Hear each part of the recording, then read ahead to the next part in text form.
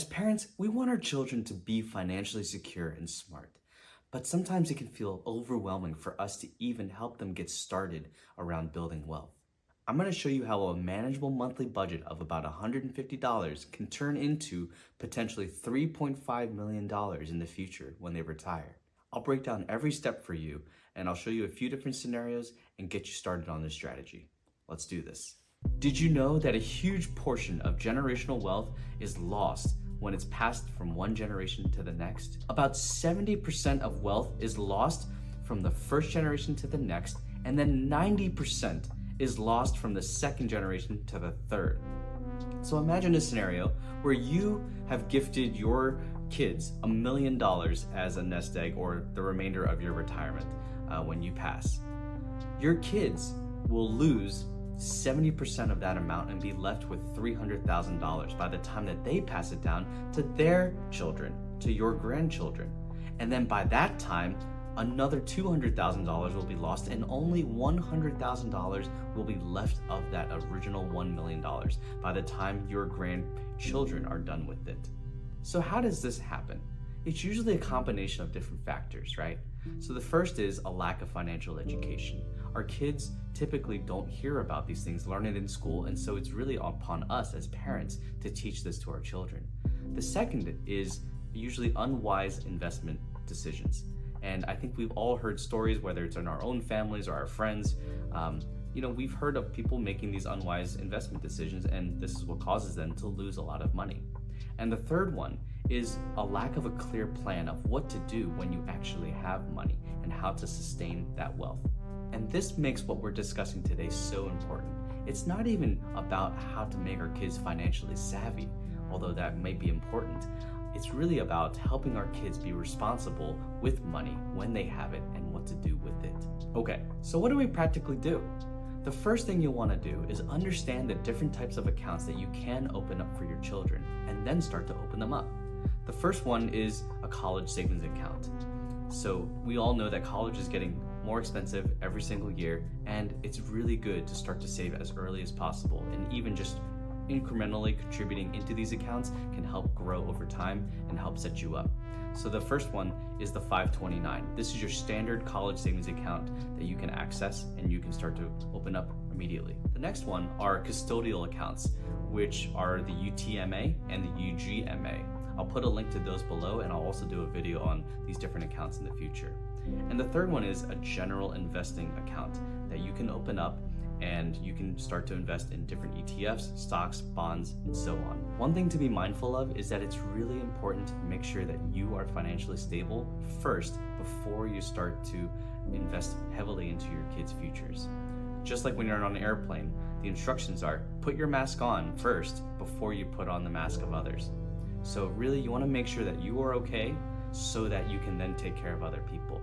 And once you are secure, then the one thing that really trips people up is that they try to decide every single month whether or not they want to invest. And what I'll try to show you right now is that there's a lot of power in just automating all of your investments. And you can do these through the platforms that I'm going to show you in a little bit. And one of the great things is that you'll be able to grow $150 into $3.5 million for your kids if you follow this strategy. The next thing you can do is to start to teach your kids about money. Start with the basic concepts first, and then graduate to the more complex topics like investing, savings accounts, and budgeting. Teach them the value of money, how to save it, how to grow it, how to be responsible with it. And then lastly, but also really importantly, is demonstrating these habits to your children in your own lives. And I think this will really go a long way because they will see it in you and they will then want to do these things too. Before we get into the really exciting part about how you can grow $150 into $3.5 million for your kids, if you found any of this content helpful so far, please like and subscribe below, and then we'll get going. So now we're getting into the good part. We know that compounding interest is such a powerful tool that is at our disposal, and we can try to find a way to take advantage of the time that we have, the time that our children have, and to let money grow. And so what I'm going to show you today is this one really smart investment strategy that I heard about 3 years ago that completely blew my mind when I first heard it, because I didn't think it was possible. But then I did the math myself And I'm going to show you that same math today and show you the exact steps of how to open up the accounts, how to contribute, and see how it will grow within 30 to 50 years. Okay, so step one, from the moment that your child is born, consider investing an initial amount to kickstart their financial future. And I'll show you what happens if you contribute, let's say $2,000 to start with. The first step, what you're gonna do is you're gonna open up a standard brokerage account with a reputable investment institution like Vanguard, Fidelity, Schwab to manage these investments. And in this case, I'm gonna start with Vanguard because that's where most of our investments are in. And the important thing to note is that once you've invested and contributed into these accounts, make sure you invest those funds into low-cost ETFs like VOO, QQQ, SPY, VTI, or VXUS. And all of these track the stock market, and historically these ETFs grow at a rate of 7 to 10% per year. And so the first thing you're going to do is, let's say you're at Vanguard, I'm going to walk you through the steps of how to do this. And so I'm going to pick personal investors. On the top right, you can open an account. I'm going to open up a new account with my bank. And here I have a digital advisor account, but you could also choose self-manage. So whichever one you want to, it'll go through the same workflow in order to set this account up. And so I'm going to choose digital advisor. And the investment goal that I have is general investing.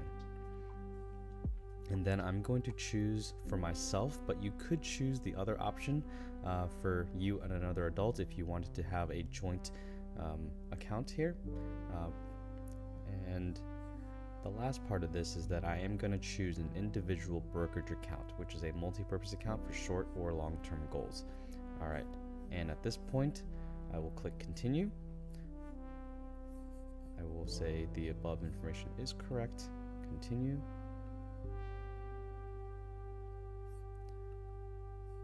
I can choose a bank. And at this point, what we can do is add in a one-time amount. And what we said earlier was, let's assume that we started off with a $2,000 investment. So that's what I would put in here, and I would continue to finish up this workflow. Now, in order to add an automatic transaction to this account, what you're going to do is you're going to find that account number and then schedule an automatic transaction. And for this video, I'd like to at least propose that you consider adding $150 per month into this account through an automated fashion. If you can't do that, choose whatever amount you can. Now, if you get paid bi-weekly, you could choose to do a $75 contribution every other week when you get paid. And so that's something you can do. But once you click on this button here, then you will go through another workflow to go and set up an automatic transaction over here on the right-hand side. So now what I'm going to do is I'm going to show you the math behind this and show you the potential of what you are going to be doing if you go through this process. So let's say you did start with $2,000 as the starting amount for this account. And this is right before they are born. You put this into the account, and after 18 years, you're going to be contributing $150 additionally every month. And you're going to assume that the return rate is going to be around 8%. And so again, the stock market typically grows between 7 to 10%. So this is kind of right in the middle for an estimation. And at this point, I'm going to contribute at the beginning of each month. It's up to you what you want to do. And let's see how this looks. So at this point, you'll see that the end balance of this account will be $80,894.15. And the total principal of what you contributed to this account over the 18 years was $34,400. And the interest that was gained from this through compounding interest is about $46,500. And that's a really, really nice amount. And now what I'm going to show you is if by the time they're 18, the account has this much and you stop contributing and you just leave it in this same account for the next 47 years until they turn 65, this is what will happen there. For another 47 years, and I'm going to put 80, 894, and 15, and I don't contribute anything else, but it's going to continue to grow at a rate of 8%. Let's see what happens here. So now this has grown to $3.4 million, and all you had to contribute in the beginning was the $30,000 initially, the $34,000 before you let this grow. So you went from starting with $150 per month. It grew by the time they were 18 to a certain amount, and then you just let it sit and let it grow and do its thing. And this is how much it has grown in interest over the life of the account.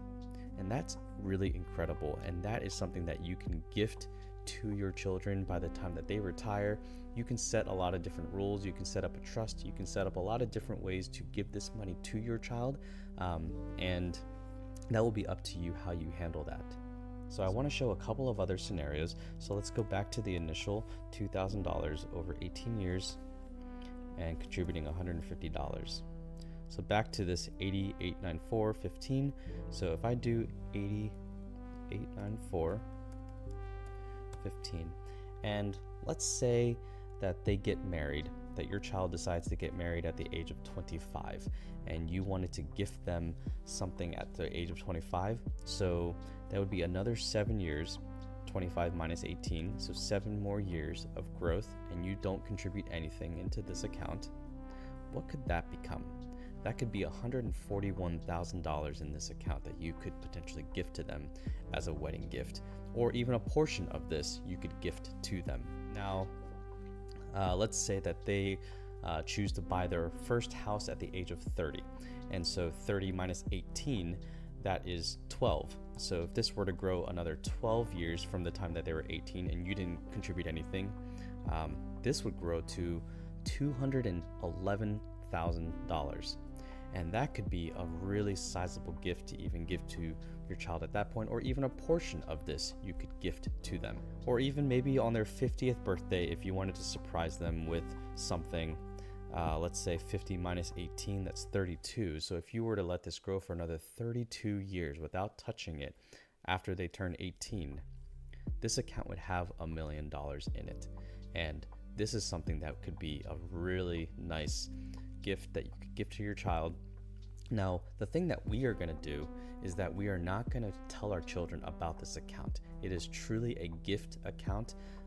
It's going to be special, but we do want to show them the power of compounding interest and starting to invest early, and that's why we want to set this up in this way. If you want to accelerate the growth of this account because you're getting excited about its potential growth, what you can do is anytime that you get a raise at work, maybe it's a bonus, maybe it's a holiday gift for your child, you can take a percentage of those gifts and put those towards this account along with maybe your 529 or other types of accounts that you've set up for your child. And there you have it.